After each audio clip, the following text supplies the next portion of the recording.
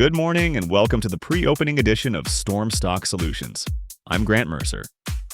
We're about an hour before the opening bell on Wall Street, and today's setup is all about a soft labor market, a couple of sharp stock-specific moves, and a growing sense that some of the AI and volatility stories are entering a more complicated phase.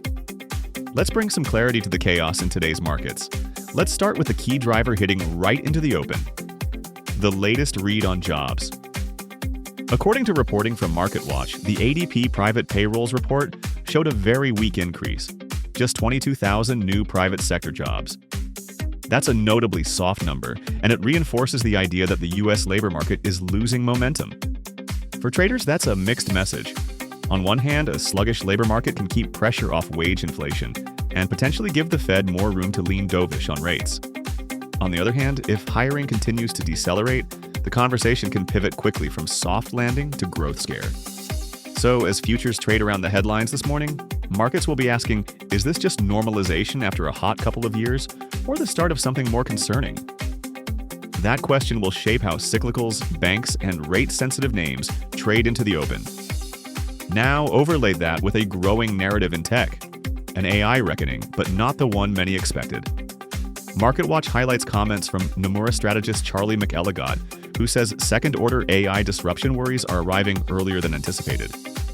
This isn't just about whether AI leaders are overvalued. It's about what happens to the broader ecosystem. Companies, sectors, and even labor markets that may be disrupted faster than previously modeled. For the tape, that can mean more dispersion inside tech, leaders versus laggards, rather than everything moving in one AI trade. Traders are going to be watching whether this kind of commentary starts to cool enthusiasm in some of the more speculative AI beneficiaries, even as the mega-cap leaders try to hold their ground. On the opportunity and strength side, the standout story into the open is Eli Lilly. MarketWatch reports Lilly's sales of its weight loss and diabetes blockbusters, Mounjaro and Zepbound, more than doubled, up at least 110%, with the stock rallying on the back of those results.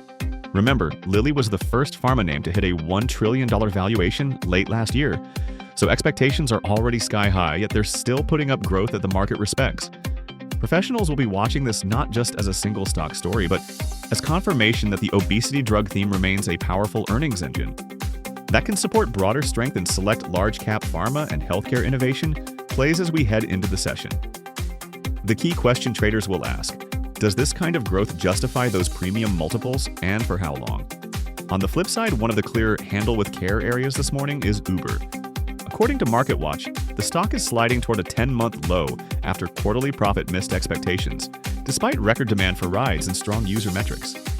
That's the classic growth without enough profitability tension. In practical terms, this puts a spotlight on the whole app economy and gig economy complex. When a company can point to record usage but still disappoint on the bottom line, investors tend to refocus on operating leverage, competitive intensity, and regulatory costs. Traders will be watching whether today's move in Uber is a one-day earnings reaction, or whether it starts to bleed into peers in rideshare, delivery, and other consumer internet names that are still fighting to prove durable profitability. Let's talk about some of the under-the-radar stories that could matter more as the day evolves. One that jumps out is in defense. Reporting from MarketWatch notes RTX's Raytheon unit has struck 5 new agreements with the Pentagon to boost capacity and deliveries of Tomahawk and Interceptor missiles, and the stock is pushed to record highs. That's a textbook example of how geopolitics, government budgets, and corporate capacity investment intersect. I'd file this in the watch list category. Defense and aerospace suppliers that are quietly securing long-dated contracts can sometimes behave differently than the broader industrial complex, especially if global tensions remain elevated.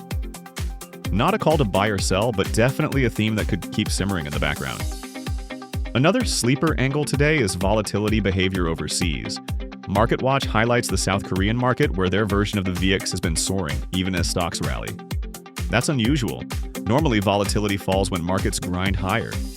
When you see both moving up together, it can be a sign of heavy options activity, hedging, or concern under the surface that the move might not be sustainable. Why should U.S. traders care?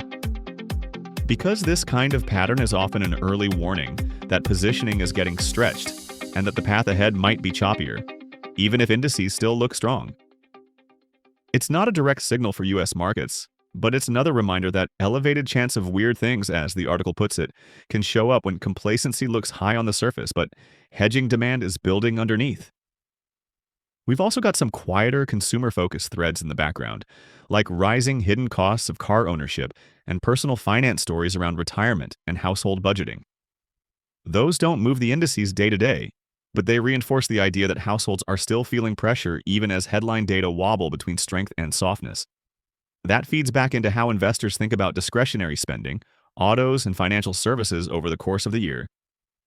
So, to sum up your pre-open setup, a weak ADP report is putting the labor market back at center stage.